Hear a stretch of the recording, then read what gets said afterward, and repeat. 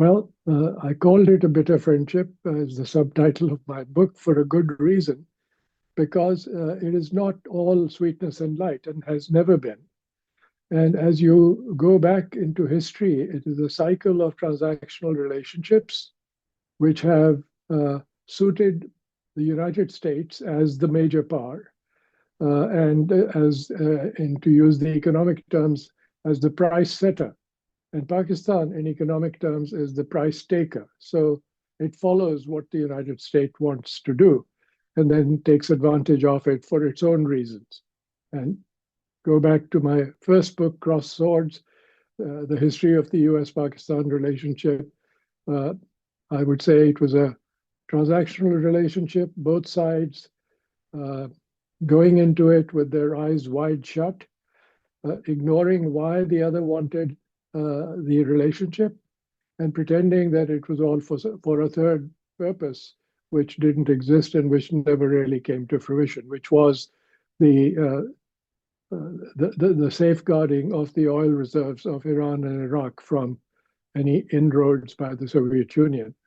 So it's been a bit of a charade in many ways, and both sides are consenting adults in this relationship. Because both sides have taken a short-term approach to it. And I think it's time that Pakistan decided to go beyond this and look beyond the horizon and see what it can do for itself. So I am looking at some of the things that need to be done and not the things that are being said alone. Now, there is a lot of emphasis, and the Field Marshal talked about it on his recent trip. He talked about it in his first trip also, about the expectation that there will be a new relationship with the United States and that there will be trade and investment coming into the country. But then you have to create the conditions domestically, simply not create this one-stop shop of the SIFC, but strengthen the other institutions that already exist. So there's confusion between the BOI, the Board of Investment, and the SIFC among the people in Pakistan. Now, even the US government, which issued a very well-written and unvarnished report on Pakistan's investment climate in 2024, acknowledged all these shortcomings. And if you allow me, I can quote a few sentences from the opening of that report. It says, Pakistan's economy remains fragile with weak macroeconomic indicators, hindered by a dependence on imports, low rates of foreign direct investment, and long-standing difficulties attracting FDI. The business community persistently cites high inflation, red tape, weak rule of law, corruption, political uncertainty, and security concerns as the difficulties of doing business in Pakistan. So till we change that domestic landscape, in the military they call it shaping the landscape. When you launch an operation, you shape the environment. And Pakistan needs to shape the environment domestically so that its own investors start investing in the country, and then foreign investors see that and will leap on board because now they have partners who have shown them that things can get done in Pakistan.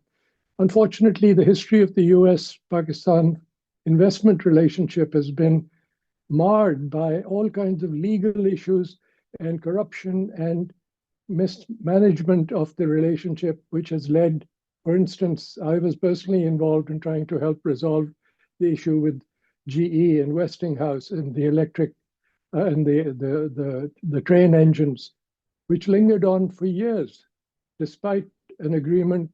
The same with the power plants that were being brought to Pakistan. These kept lingering on, and successive governments couldn't resolve it. So I think Pakistan needs to concentrate on the domestic situation first, while obviously creating relationships overseas. But remember also that Pakistan has had bilateral investment treaties with some 47 countries around the world. It's only implemented 31 of them. So we're very quick to leap on the bandwagon and say, okay, let's sign a memorandum of understanding and everything will be fine. I remember in the heyday of the Zardari government, he used to be in Beijing almost every week with business partners who would sign memoranda of understanding, and not all of them ever reached fruition. So I think a reality check will be very necessary, and the Field Marshal is extremely well-meaning, and he thinks that by enforcing military discipline into decision-making, he can solve the problem, but that's at a very high level. The real work gets done, as you know, in the courts at the lower level. So just to give you an idea, a lot of good work has been done. You know, the SECP, the Security and Exchange Commission of Pakistan, has over the years developed into an extremely good organization. It has created a virtual one-stop shop where companies can register with the SECP, the FBR, and the EOBI, and other entities simultaneously. We should be encouraging more of that, and then discouraging the investment in state-owned enterprises, which even the US report that I was citing from 2024 says most of them are not doing well, and are not doing well because they require subsidies and they only employ a relatively small number of people in a population of 240 million people. No, it shouldn't, and it must not. It's very critical that this be a business relationship and it be kept as such. And it's very critical because Pakistan is going to remain in that neighborhood. It has a neighbor in China, it has a neighbor in Iran, it has a neighbor in Afghanistan, and of course there's India. The United States is a distant neighbor. And so Pakistan cannot give up its regional strategic relationships and economic relationships simply in order to please whoever is in the White House. I think that would be a serious mistake. I think it's very critical that the rare earth elements, the REEs, that allegedly are in vast supply in Balochistan and in Gilgit-Baltistan, should be developed, but they will require very careful handling and long-term investments. And security issues are going to be critical in protecting those investments and those that work in that area. As you know, Balochistan is already under an insurgency, which is being blamed only on foreign intervention. And that's a mistake that Pakistan has made constantly. I think it has to change the domestic socioeconomic situation in Balochistan and erstwhile Fatah to make them equal to the rest of Pakistan so that they're part of Pakistan, especially the youth. And I was very pleased that the Field Marshal referred to the youth of Pakistan as the future of the country. And I think the Baloch youth and the youth in Fatah, erstwhile Fatah, are also the future of the country. So it's about time we engage with them instead of adopting a colonial era tactic of using military force to try and coerce people to the will of the center. I think that has never worked, and it's now been 20 years since we've been involved in this effort. And the US has pulled out. Previously, it was funding us through the coalition support funds, and Pakistan had moved forces in there. That's no longer the case. The bill is now being paid entirely by Pakistan, and it's very costly, and it will be costly in terms of politics. But to go back to the rare earth elements, if you remember, my friend Ashraf Ghani, when he was president of Afghanistan, came to the White House and he sold President Trump on the idea of rare earth minerals and rare earth elements in Afghanistan. And he tried to tell him that, if you don't come in, the Chinese will come in. And there are trillions of dollars worth of investments. So where did that go? It didn't go anywhere because of the political problems. And the Chinese made an investment in central Afghanistan in copper. And they're still waiting to see if they can extract it and then ship it back to China. So these are long-term activities, they last beyond presidential terms and beyond the terms of army chiefs and prime ministers in Pakistan. So there has to be a national consensus on it. And a very important corollary of this is that I think Pakistani businesses should form conglomerates and invest in these activities in Pakistan. Once they achieve those initial results and the expertise, they can then take them overseas. This is my other pet peeve, if you allow me, and that is that the government does not encourage outward investment. Pakistan doesn't promote or incentivize outward investment. And while it doesn't explicitly prohibit domestic investors from going overseas, the whole process is so cumbersome and time-consuming, and the approval processes take forever that they just discourage outward investments, which is why we don't have Pakistani multinationals.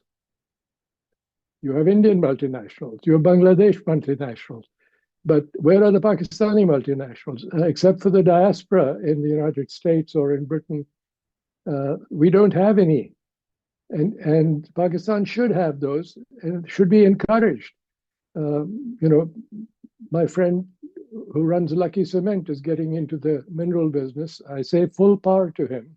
I think it was very smart of Pakistan, regardless of whether the Trump intervention was critical or not, to give the credit to Trump, because he was looking for that credit. That's number one. Number two, it also breaks the cycle of India and its intransigence about saying, oh, we will resolve all issues bilaterally, and then they don't. It's 70 plus years of conflict, and India says we will resolve our issues bilaterally. India was the one that took Kashmir to the United Nations, and it never resolved that issue. So I think it's time that Pakistan broadened its approach and bring in whoever. I think China would also be a very good interlocutor in this, because as you can see, India is now trying to find some kind of counterbalance to the US trade relationship globally. And as it is, the India-China trade is almost as much as the US-India trade.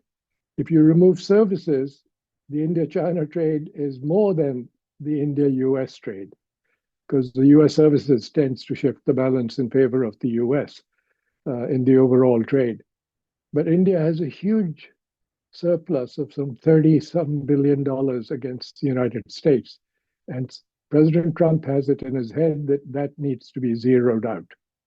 Pakistan has a $3 billion trade surplus, but Pakistan can do some voodoo economics and explain to him that they'll be allowing US investments of a certain volume into Pakistan, and that should help counter that $3 billion. Just to give you an idea, though, and now I'm going to cite again the US report. Let's make sure I've got the numbers right. According to the United States, the current level of US FDI in Pakistan is only $127 million, not even billions.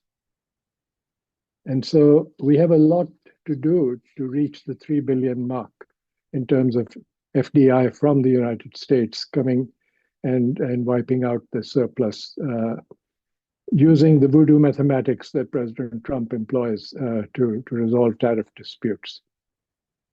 And the other warning, I think, before Pakistan starts celebrating about India's issue is that August 27th is the deadline for resolving the dispute with India. And I'm pretty sure that both the United States and India, because of their very deep economic and now increasingly strategic and military ties, will try and find a way out. Well, I think it's not just the US that has been responsible for Pakistan's current situation, current more positive situation, I would say, internationally. Pakistan itself has been slowly developing relationships with its neighbors. I think the Iranian relationship is very critical. And I say that, for instance, knowing that President Trump sorely wants to have a better nuclear deal than the Obama administration did. And Pakistan may well be the conduit for that negotiation and that discussion. On a regional basis, Iran can help stabilize Afghanistan because it has very powerful economic interests in Western Afghanistan, which is predominantly Shia. It would also help control the drug trade and the export of terror in the region.